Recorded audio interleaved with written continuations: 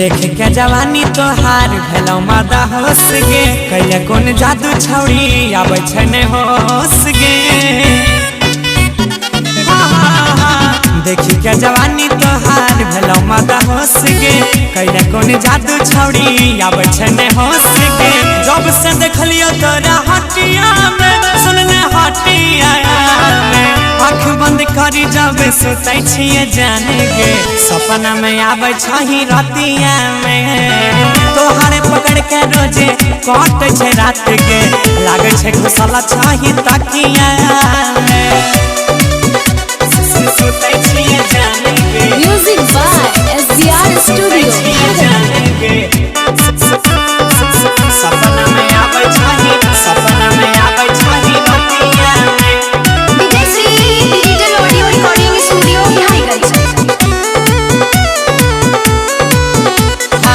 छही रसीली आँख नसीली दिल तुम गबराइए गे छौड़ी पगलाइए दिल गे तुम न बहकाइए दिल गे छौड़ी पगलाइए दिल गे। कहे गई छही रसीली आँख नसीली दिल तुम चहकाइए गे छौड़ी पगलाइए दिल गे तुम न चहकाइए दिल गे। छेड़ी दिल याद हमर मोतिया में सुनने मोतिया में आँख बंद करी जावा सुधाई जिए जान गे याद आबै छी आधी रातिया में तुम्हारे पकड़ के रोजे कट छै रात गे लागे छै घुसल छही तकिया में सुतै छिए जान गे। Music by SDR studio. लागे छै घुसल छही तकिया में। Vijayshree digital audio recording studio Biharigunj.